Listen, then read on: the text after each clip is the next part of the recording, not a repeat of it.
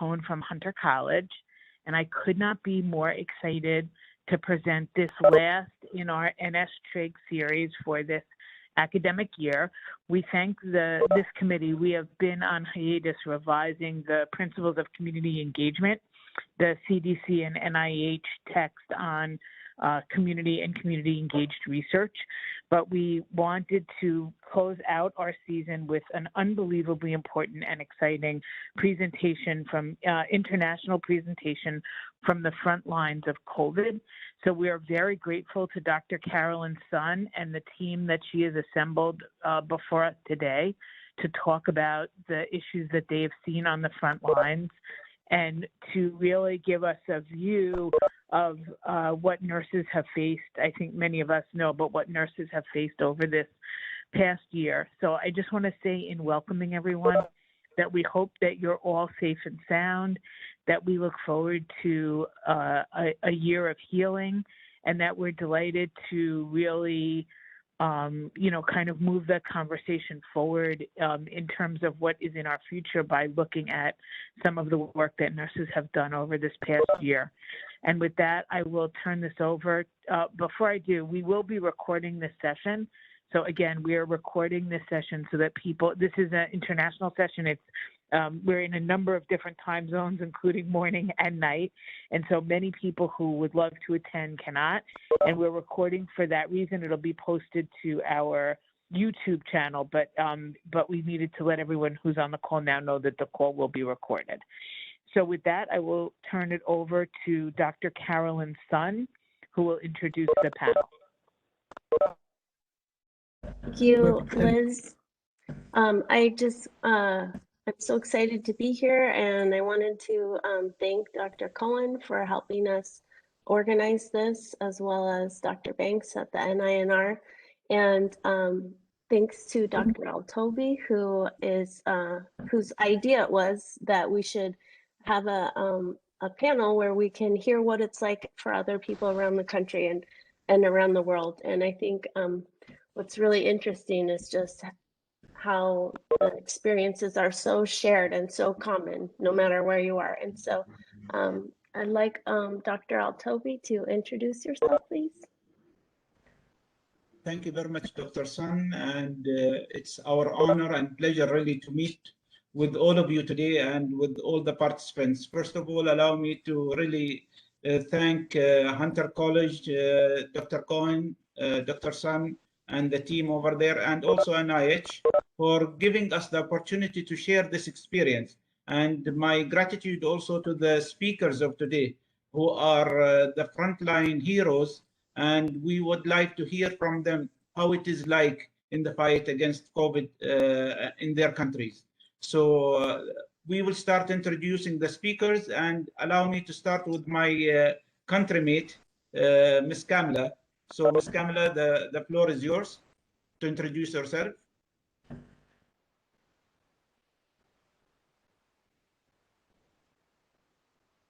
Kamla, please unmute.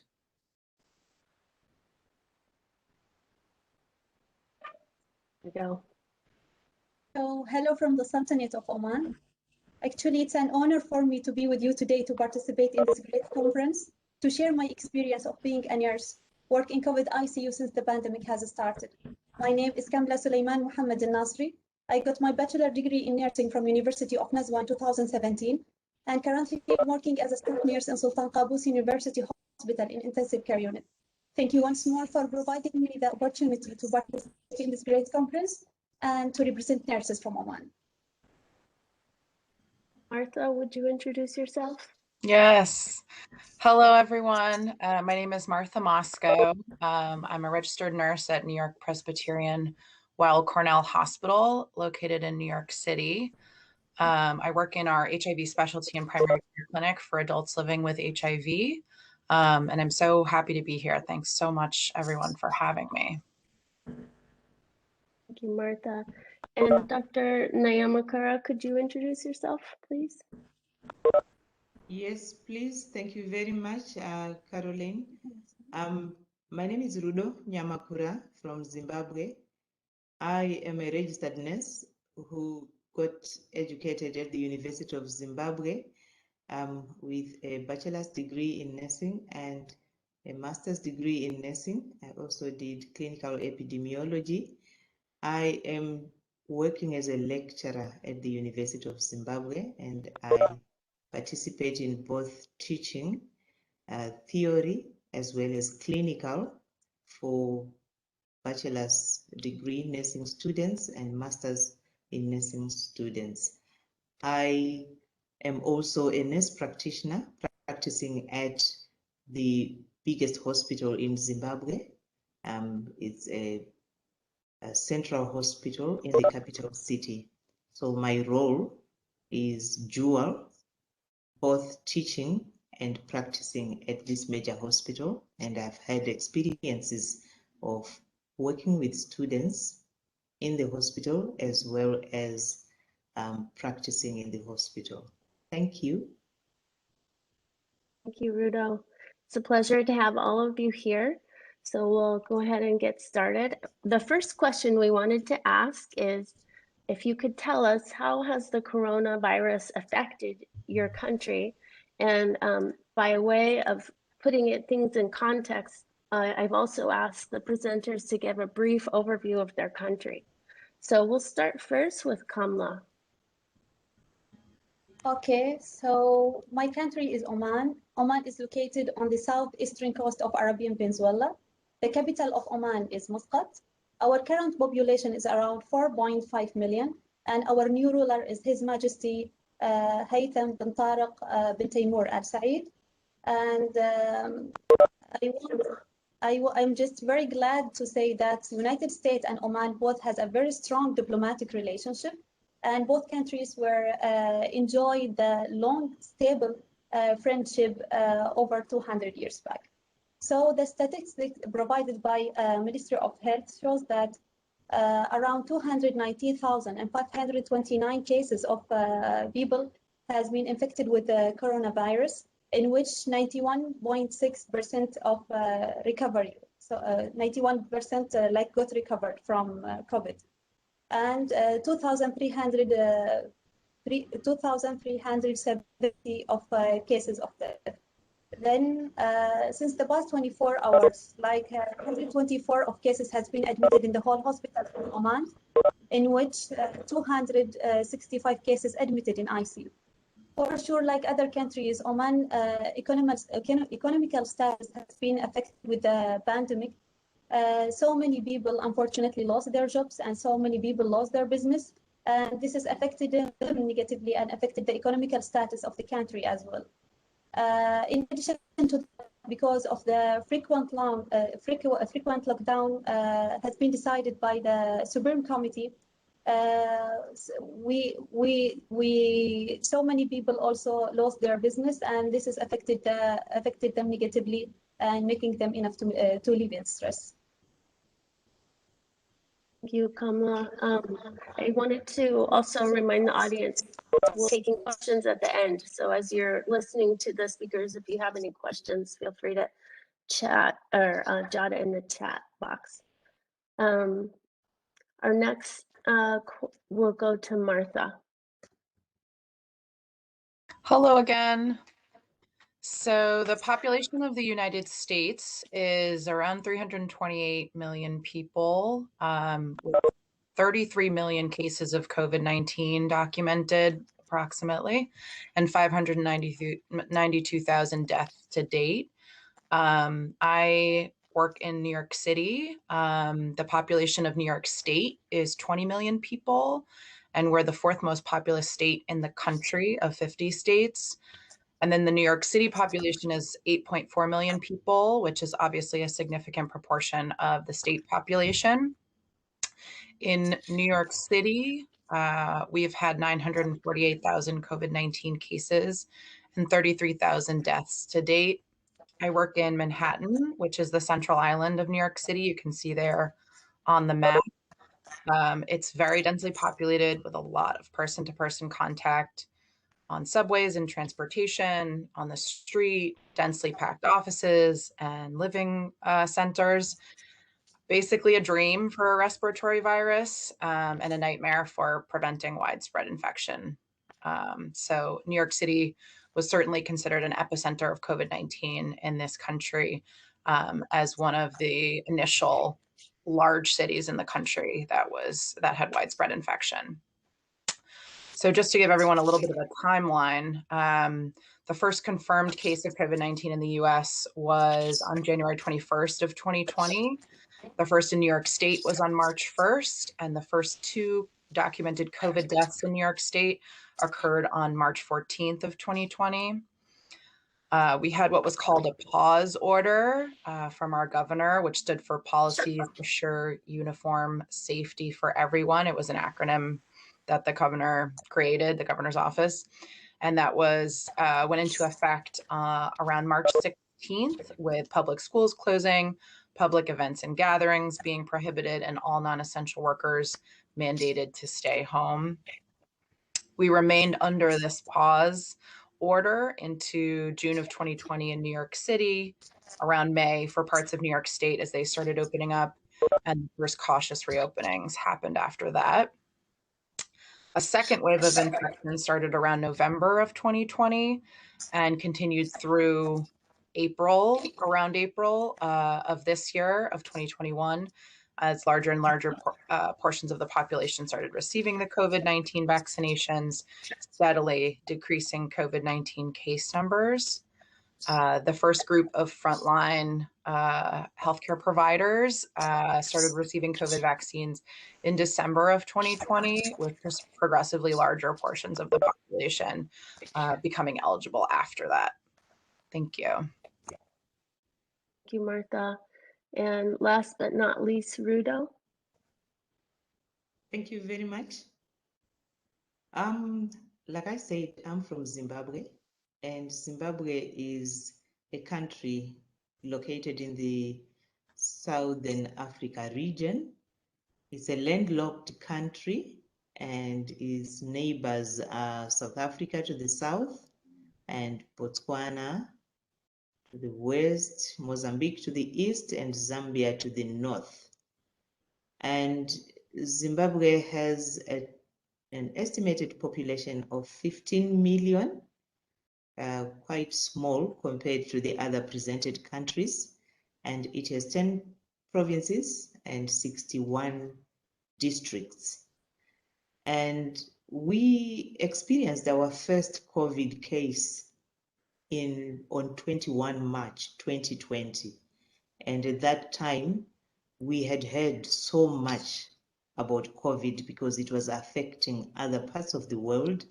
And we were like just waiting to see what happens. And this first case was quite scary, and we looked so unprepared, and there was a lot of panic.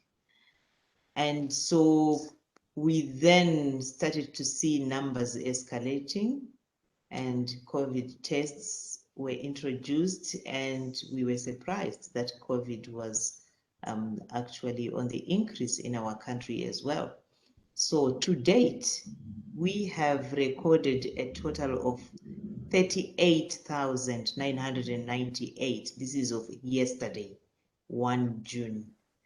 38,998 cases, and the recovery rate is above 90% because 36,624 of those cases actually recovered. Unfortunately, we have had 1,599 deaths. And so you will find that like any other country, we kept following the guidelines from CDC, from WHO, and we have had our lockdowns. We have experienced the 2 waves so far. The COVID-19 pandemic, and we have also introduced vaccination within the country. And in terms of how COVID-19 has affected Zimbabwe, it was quite sad that we were coming out of a couple of catastrophic events. There was the drought. There were some cyclones that hit Zimbabwe from the neighboring Mozambique country, which is near the ocean, near the Indian Ocean. And COVID came at a time when the country was trying to recover. And the lockdown measures to contain the virus actually caused poor families to go hungry. And the reason for this was that more than 80% of the Zimbabwean population survive on the informal work sector. And so with the lockdown, it meant that informal trading, it ceased. And therefore, families had no income.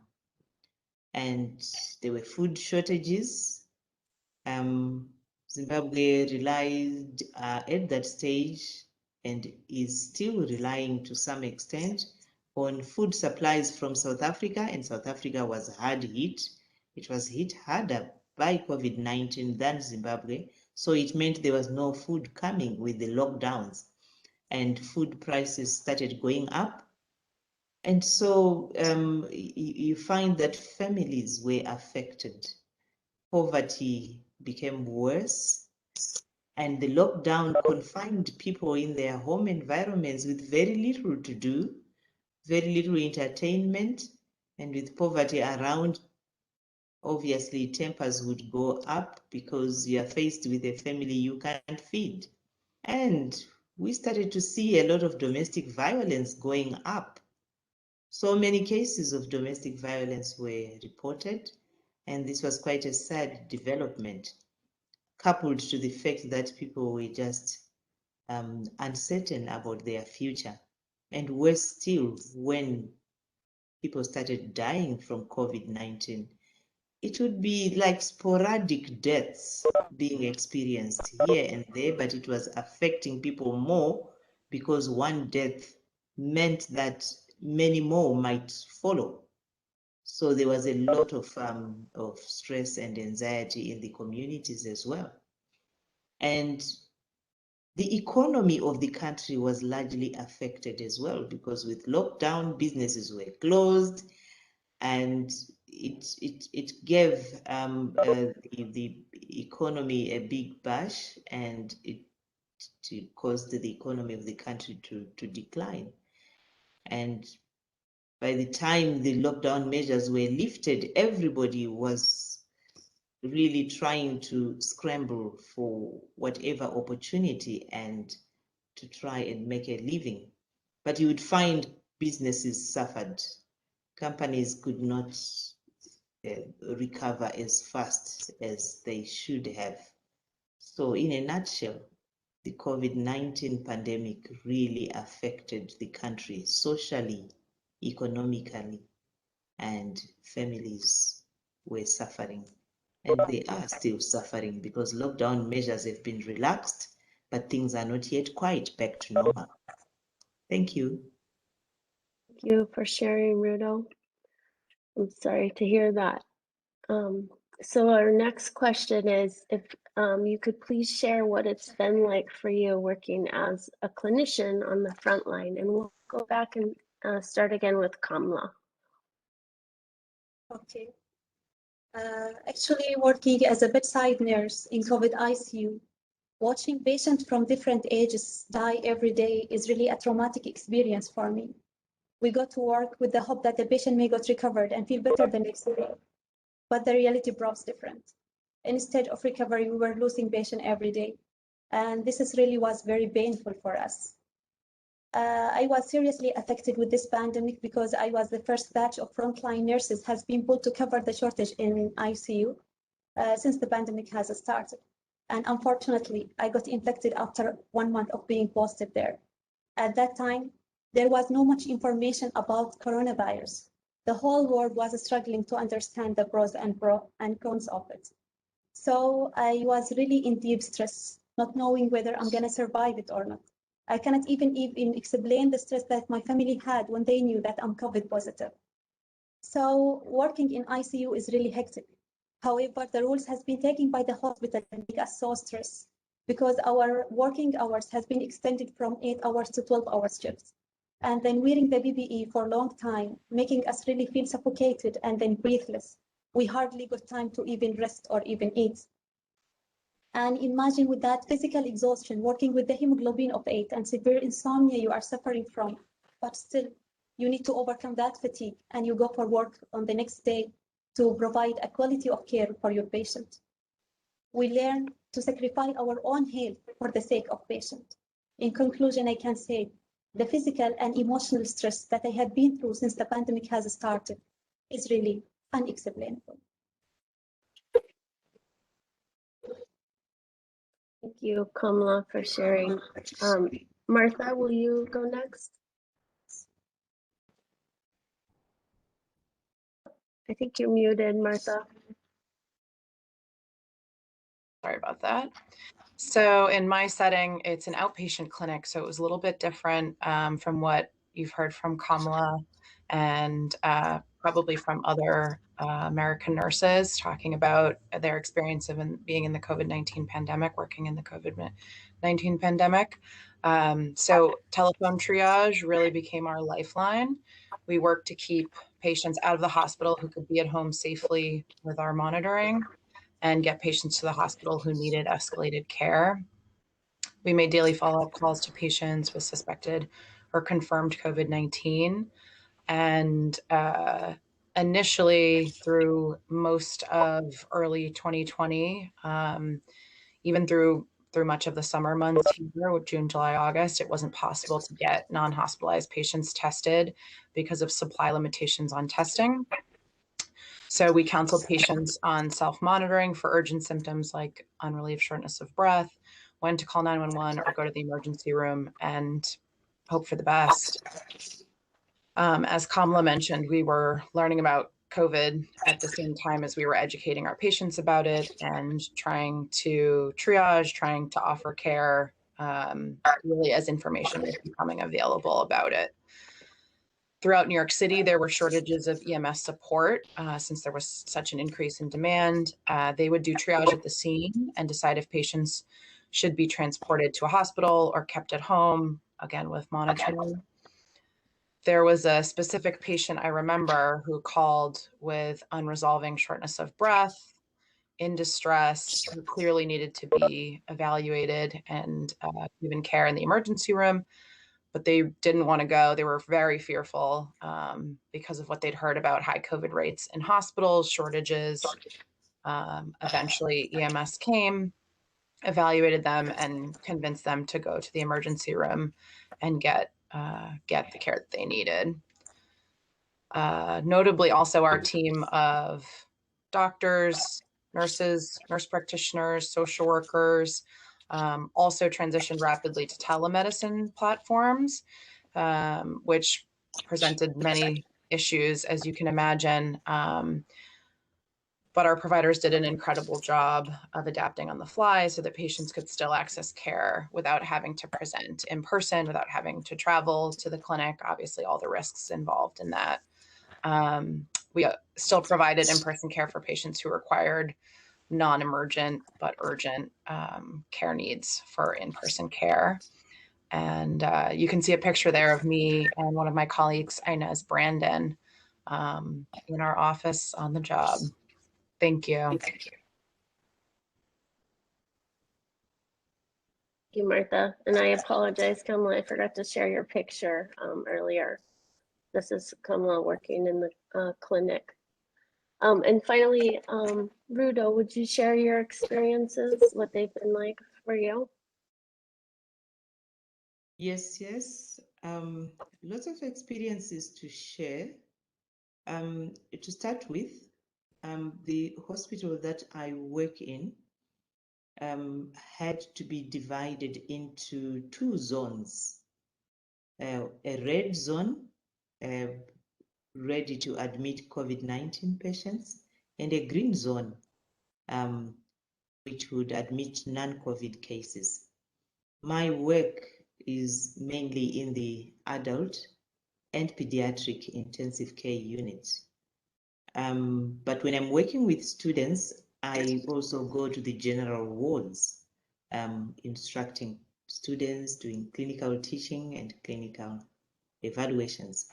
So I was involved more in the green zone, but surprisingly, we would still get some COVID-19 patients who would have been admitted as non-COVID cases, but a couple of days down the line, they would test positive for COVID, and you would start to see suspicious cases, and Zoom, they have to be moved to the red zone. So this posed a problem because it then became safer to work in the red zone than the green zone because of the shortages of personal protective equipment. You would be more protected in the red zone than the green zone. So this brought a lot of anxiety. And for me and my colleagues, I could single out anxiety, stress, and fear as the major experiences that we were experiencing. Anxiety because the virus is novel and there was a lot of uncertainty. You wouldn't know what will happen next. There was a lot of stress from the fact that we were overworked. Lack of support was rampant initially from the hospital management because everybody was overwhelmed. And so shortages started to occur in the wards, and there was a lot of hard work. Some people started to fail to report for duty, and some were vividly shaken and they wouldn't come. So initially there were a lot of shortages and burnout, and there was fear of contracting the disease, fear to pass on the virus to your family members when you go home. And this was also aggravated by the fact that we didn't have enough personal protective equipment to use on the wards. And so we were forced to use whatever is available sparingly, and yet there was concurrent efforts to teach people on the proper infection prevention and control measures to do specifically with COVID-19.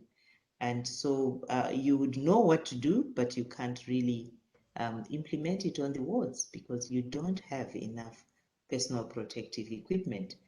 So working with these patients and with working in that situation in the hospitals was not easy, and it's still not easy because we are still experiencing the same problems. The situation has not improved much, but we are trying our best. We also noticed that the outpatients department had to be closed, and patients coming from home would come to the casualty department with genuine emergencies, and the casualty department had to be divided again into a red zone and a green zone. And this posed problems because we would hear while we are at the hospital that a lot of people are failing to come to the hospital because lockdown measures were restricting movement. So it was quite depressing to be looking after patients in the hospital, and then you hear out there people saying there is a lot more illness happening now in the community. People are dying in the homes because they can't access the hospitals. So the situation was not easy. And my experiences were further aggravated by the fact that working with students had to cease suddenly because the parents of our students started to have their own reservations about their students continuing to be at school in the halls of residence and let alone coming to the clinical area. So school had to be suspended. And I remember in April, we had to stop students from coming to school. They were actually sent home, and so learning activities were suspended. And this caused problems because when resumption of learning activities occurred, it meant more hard work and longer hours to make up for the lost time. So working in the clinical area was not easy at all during the pandemic. Things are a bit better in terms of numbers because we are seeing a lot of numbers settling down now, but still we are working while we are on high alert. Thank you. Thank you, Rudo. So our next question is, can you tell us a little bit now about what's happening? What are you hearing? What are the government plans going forward to end the pandemic? And we'll start first with Kamla. Actually, Ministry of Health has taken a serious step to vaccinate everybody in Oman, especially the healthcare workers and people with comorbidities. And Ministry of Health has developed a national campaign of vaccination and to cover the all target group of population, like 12 years people and above. And this is represent like 70% of population. So this will be implemented in several phases according to the availability and the supply of the vaccine. So in this regards, Mr. Badr bin Saif Al-Rawahi is the Director of Communicable Disease Control. He clarified that Ministry of Health has adopted an implementation plan for vaccination during this month, where the number of group will be vaccinated will be as follows. So the general diploma students and those people working under Ministry of Education, the whole staff even, and those people working in private sector, like the healthcare workers who work in private institution and they didn't get the vaccine from the beginning, they will be vaccinated in this month. And other community members, especially the target group of 45 years and above people. And we started also to get the second dose of vaccine for those people who already received the first dose, and especially if they exceed like 10 weeks from the first dose. So in regards to the other rules, also Ministry of Health has instructed everybody to wear the mask in the public area and to adhere to the social distancing and the reduction of employee like 50% at work. This is in general. Thank you, Kamla. And Martha, for our international colleagues, will you describe what it's been like in New York? Yeah, thank you. So we're your camera's off, Martha. I don't know if you can turn it back on so we can see your shining face. Can you see me now? It's on, but maybe it's just not coming through. Okay. That's okay. Okay. Sorry, go ahead. All right, we'll see if it comes back through. So we're very, very fortunate here in the US that countrywide vaccines are now available to anyone 12 years and older. And we have three vaccines that are currently approved by our FDA for broad administration. And according to our CDC guidelines, our Centers for Disease Control, vaccinated people can now be in public without masks, including indoors, with the exception of large crowd, public transit, healthcare settings, a number of other settings.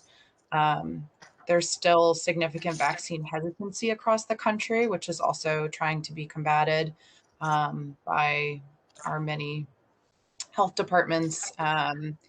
People not trusting the vaccines, fears of side effects, safety. These are a couple of photos from my vaccination, from our vaccination process at New York Presbyterian Weill Cornell. Our hospital started vaccinating healthcare providers within the organization in December of 2020, along with other organizations and health department efforts. And nationally, healthcare providers were the first group prioritized for vaccination. From the New York Presbyterian effort, it was really humbling to me. It was pretty incredible. There were tens of thousands of frontline workers who got vaccinated in the course, in a series of weeks. We heard that the New York State Department of Health officials came actually to New York Presbyterian, Cornell to tour our vaccine effort prior to mass public vaccinations being started. And it really was a really, I have to really give a shout out to New York Presbyterian. They really kept us as safe as possible and got us our vaccinations, as soon as we could, as soon as we could access them. A little bit about what things look and feel like now here in the US and in New York City. So across the US, we have 41% of the population fully vaccinated, which is really significant, obviously, considering the population of this country. In New York State, it's 47% that's fully vaccinated. And on the island of Manhattan, it's 63% has received at least one dose. In New York City, the city is definitely starting to come alive again. Businesses are opening. They're being patronized. New businesses are opening. Obviously, a lot of businesses closed over the course of the pandemic. Residents are out and in the streets, and our clinic has resumed almost pre-pandemic functioning, obviously with the integration of a lot more telemedicine, thanks to the pandemic really pushing us to integrate that. Thank you, Martha. And then finally, Rudo, if you could share a little bit about what's it looking like in Zimbabwe and what are the government plans going forward? Yes, I will share on what it is that we are hearing, the messages that we are hearing regarding the government plans, future plans with the COVID-19 pandemic. We have gone through some phases of lockdown, but they are kind of relaxed now because businesses opened. But the government is still insisting on people participating in the control measures for COVID-19. So there is an expectation that people should continue to put on face masks. They should continue to wash their hands, hand hygiene using soap and water or using hand sanitizers is still an expectation, and physical distancing is still an expectation. So the government is continuing with that. And so although lockdown measures have been relaxed, you will find that gatherings are still not allowed. We don't expect, or the government does not expect, to see gatherings of more than 30 people for some gatherings, and for others not more than 50 people. So all these measures are to be adhered to, and the law enforcement organs in the country, once in a while, they are unleashed to enforce and see that people, even in their day-to-day business, they put on face masks and they are not gathering unnecessarily. And although businesses opened, every business is supposed to have at the entrances some screening measures, some hand sanitizing equipment, and temperature recordings. We are trying very hard to abide by that, and the government would like to see that continuing. In addition to the measures to curb infection prevention and control measures to try and control the virus, we are also experiencing the vaccination program, and people are getting vaccinated. So the government is expecting and also has got plans and is giving out messages to do with vaccination.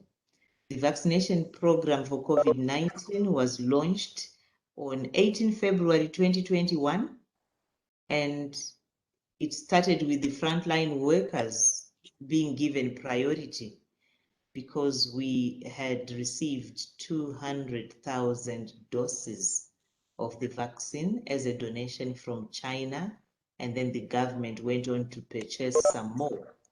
So our vaccination centers started being very few in Harare, and then the program was rolled out to other provinces, and we are seeing a lot more people being vaccinated now. When the program was rolled out, it was very slow.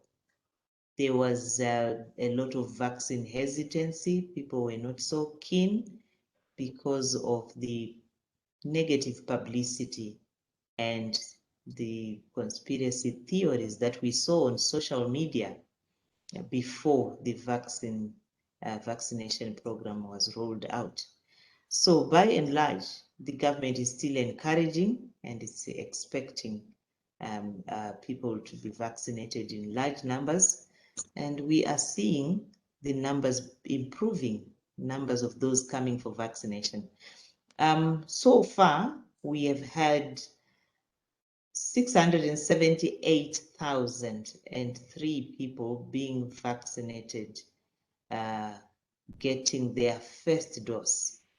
And half of that, about 353,278 have received 2 doses of the vaccine. So our country is has sanctioned 2 vaccines, Sinopharm and Sinovac. Those 2 are the ones that our population is receiving, and there are vaccination centers countrywide, and people are getting vaccinated. So that's the main message that we are seeing. It's a second main message in addition to continuing with prevention measures for COVID-19. And we just hope that the numbers will continue to increase. It will take us a long time to get a good percentage vaccinated for us to achieve herd immunity, but we are hearing messages that the government is really trying hard and is expecting people to be vaccinated in their numbers. Vaccination for COVID-19 is voluntary. Nobody is being forced. And we are glad as health workers to see that more and more people are coming forward voluntarily to get the COVID-19 vaccination. Thank you. Thank you for sharing, Rudo. We intentionally left some time at the end. We would like to take questions for the panelists. So if anyone has any questions, feel free to put it in the chat box, and I will be looking for them there. In the meantime, I'm going to stop sharing so that we can see everyone's faces better. And I have a question if nobody else wants to go first. Let me just make sure there's none in there. Things that I've noticed from listening to you speak is, you know, we're on 3 different continents. Everything is totally different in terms of government, economy, and environment. But at the end of the day, there's really a lot of similarities in terms of nurses really having a hard time and feeling wiped out and stressed out. And I was wondering if you could share if what it's been like. What are you doing to support yourself with your health and well-being? And is there anything happening in the hospitals to support the nurses? And I'll go ahead and start again with Kamala, if that's okay with you. Actually, I would like to extend my great thanks and appreciation to my parents and family for supporting me since the pandemic has started. And I'm really very grateful to thank my special sister, Dr. Yusra. She's really supporting me since the pandemic has started, maybe because we are working under the same field. She's also a doctor, graduated and took her PhD from University of California, Los Angeles. So I am always ventilating to her. I'm always express my feelings to her. And also I am very thankful to the doctors and nurses I'm working with, because they are always supporting me and helping me also to come out from the stress I have been through. My special thanks to my best friend. Her name is Salama. She's attending the meeting either. I'm always giving her extra headache since the pandemic has started.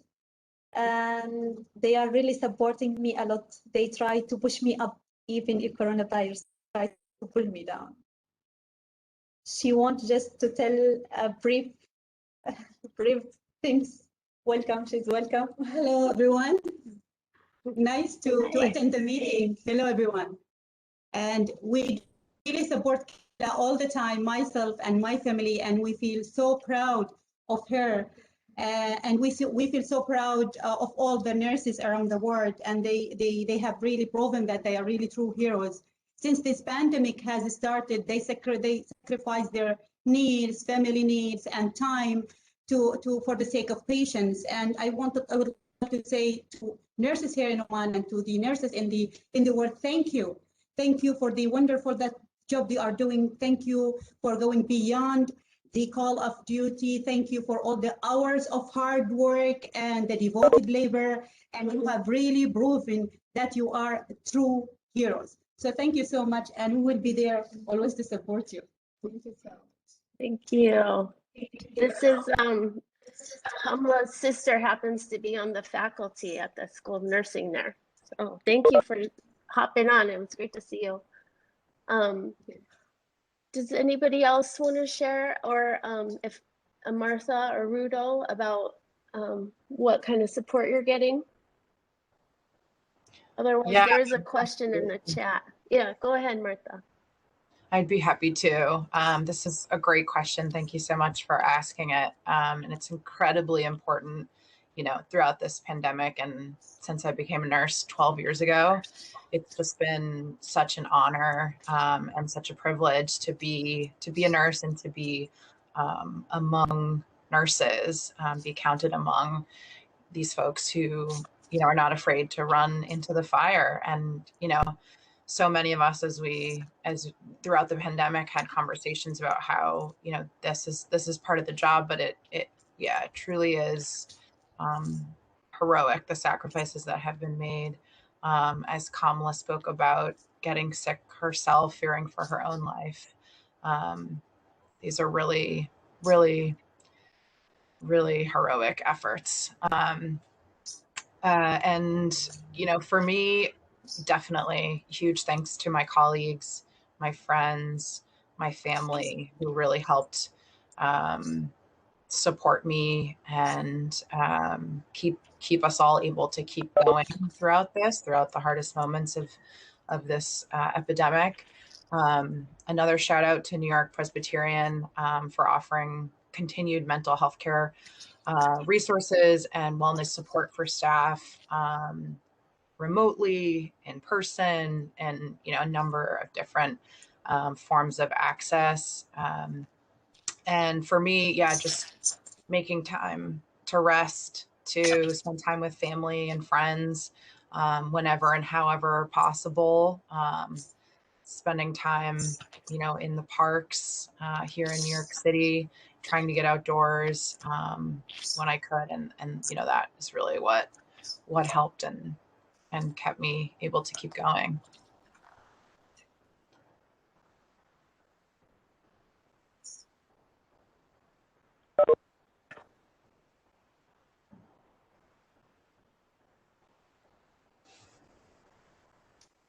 Dr. Sun, you're mute. Sorry about that. Thank you, Salim. Rudo, I don't know if you want to share about the support that nurses are getting, or if you'd like to answer one of these questions in the chat. There's one about some countries are reporting that the public feels like healthcare professionals, including nurses, are spreading the virus and actually making it worse. Have you heard that in Zimbabwe? Yeah, thank you. Thank you for it's a great question, just like the previous speaker said. Can I share about the support first? I will go to that question because it's very interesting. It's an interesting observation. In my country, nurses have had a lot of stress and anxiety, like I have said, and there was not enough PPE and they were overworked. And I think the employers kind of realized this, and so they have set up some psychosocial support centers to support the nurses and sometimes their family members, which is something that is being appreciated a lot by the nurses, to say at least it shows that there is some kind of caring going on. So they are supported psychologically, and whenever they feel stressed, they have somewhere to go to, at least. Now, coming to the question that has been asked, in Zimbabwe, there is a lot of that is happening, I must say. If a nurse is seen walking around in the streets and knowing very well they've come from the hospital, immediately people think they must be carrying the virus somewhere. And traditionally, nursing in Zimbabwe is such that nurses would walk around in uniform from home to work. They would be in a white uniform, depending on their grades. These are dresses. But when they are at the workplace, they change from their uniform and put on scrubs. So what I've noticed now, because people are really concerned that if you're a nurse and you're coming from the hospital, you must be carrying the virus somehow. Nurses are now going about the streets in their own clothes, and they are not putting on uniform anymore. And this is a real concern, that if you have been in the hospital, you have a potential of spreading the virus.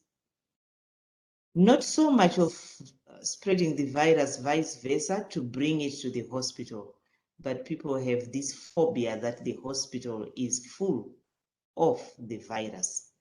Even though we don't have a lot of patients with COVID-19 in the hospital, people just have a fear that the virus must be in the hospital, which is a misnomer really, because when we look at it, COVID-19 is in the community more than in the hospital. That's my experience. Thank you, Rudo. Kamla, would you like to answer that question as well? People are wondering if there's a perception that healthcare professionals are spreading the virus. And there's also a question about whether there's misinformation and vaccine hesitancy in your country. And if so, how is the government combating that? Regarding the vaccine, almost we covered the whole healthcare workers. Almost 100% of healthcare workers got vaccinated. Unless those who are working under the private sector, because they are not under Ministry of Health, and I think there's like small percentage of them only who didn't receive it. And the plan is during this month, June, they are started already from the next week to vaccinate everybody. Even the public, not only the healthcare workers, the whole community groups. Have you noticed is the vaccine mandatory there for healthcare workers and for the public, or is it voluntary? Yes, definitely, it's mandatory. We don't have the right to say no. We have to take it. Okay, so that's kind of a different situation. There's no vaccine hesitancy because you don't have a choice. Bruno, we're wondering what they're doing about vaccine hesitancy in Zimbabwe, and also are the nurses managing the community cases if there's a lot in the community? I must say, vaccine hesitancy has been a reality, and it's been rampant in Zimbabwe. But there's nothing that is being done except just persuading people through messages that are packaged to encourage everybody to get vaccinated and to allay the anxiety. So we get messages on TV, messages on radio, messages in the press to just encourage people. And it didn't make a difference initially. People started getting confident that this thing is doable, and whatever we have been hearing about this vaccine is not so true when the frontline workers started being vaccinated. I must say, in my experience, we still have some health workers who are saying they won't be vaccinated, which is something very disturbing, but the majority are coming forth for vaccinations, and this has encouraged the public to also follow suit. So nothing much was done to encourage or to curb the vaccine hesitancy, except just the messages that were packaged, which initially didn't work or appear to be working until the frontline workers started getting the vaccine. So we are seeing a situation whereby more and more people now are forthcoming. I think just really quickly, I don't, we're kind of running out of time, but could you tell us, Rudo, what has been the main message about vaccine leaders at houses of worship, like churches or mosques? Can you come again, Caroline? Is the message coming out from houses of worship, from churches about the vaccine or the virus, or is it mainly from the government? Oh yeah, that's very a relevant question. From the houses of worship, we do have certain houses of worship that are outright discouraging their congregates from getting the vaccine. Really? Yeah, they are. That's interesting. Yeah, it's quite sad. But at the end of the day, we just hope it will be an individual decision. Yeah. Yeah. Thank you, Rudo, and thank you so much to all of our panelists. I just want to, in the last couple of minutes, turn the time over to Dr. Altubi. He's going to close the session. I want to thank everyone for attending and for all your questions. And I'm sorry we don't have more time to keep talking. It's really interesting. Thank you very much, Dr. Sun. And I really appreciate, first of all, NIH, Dr. Banks and your team over there, and Dr. Sun, Dr. Elizabeth, and your team at Hunter College, our colleagues, Martha, Rudo, and Kamla. Thank you very much for sharing these wonderful experiences. And I think it enriches that the experiences across the globe among all of us, what we are doing to combat COVID-19 and the situation we are in. As you have kindly mentioned in the beginning, that the information flow was not clear. And being in the front line as nurses, people expect that you tell them the right information, but sometimes you yourself did not receive the appropriate information or the clear information about COVID-19. And now also with the vaccine, people are asking which vaccine is the best. And sometimes information flow because of social media, because of so many monopolies against or with companies, then a lot of information is mishandled. And I think we as nurses in the front line are always faced to explain things to the people. And sometimes people think of you as the front line, you have to do the work, while the mental side and the psychological aspect of what stress you go through, nobody is really there to support you. I see from the participants, people are saying that in their hospitals, they have support teams, they have psychologists, they have social workers, but this is maybe not available everywhere. And we thank also the families that are standing by the nurses. And I think the image of nurses across the globe has been better during this pandemic because people appreciate what nurses are doing in the front lines. Therefore, thanks again to all the participants. Thank you very much for sharing your time and listening to the experiences across the globe from our colleagues from the US, from Zimbabwe, and from Oman, 3 different continents sharing the same thing. And I think we have learned a lot. And I appreciate the University of Nizwa and Hunter College. I really appreciate your participation today. So thank you very much. And thank you, Dr. Banks, for allowing us the opportunity to share these experiences. And thank you, Dr. Elizabeth, for also your continuous support for this initiative. And Dr. Sun, I have known her and Rudo for some time, and we have been working together. And really, I appreciate this opportunity to really meet together and share our experiences. So thank you, everybody. Have a wonderful day. And thank you for your attention. And we'll make the recording available so people can contact me for the recording, and we'll certainly send it on to Dr. Sun as well to share. We thank you all for the panel and for taking the time today. Please, everyone, stay safe, and thank you all so very much. Thank you, Dr. Khan. Thank you. See you, everybody. Thank you. Take care. Thank you. Oh, thanks, everyone. Thank you more for giving me the chance to participate in this great conference. Really, thank you. Nice Thank you work, for doing it, Dr. Sun. Great panel. Oh, Me too. Thank you so much, everyone. Really appreciate the space. Thank you. thank you, Liz, for setting it up for us. Appreciate it. All right. Thank you and bye. Bye. Bye, thank you. Thank you, Ruda. Thank you, Martha. Thank you, Kamal. Thank you, Thank you. Salim. Bye. Good to see you.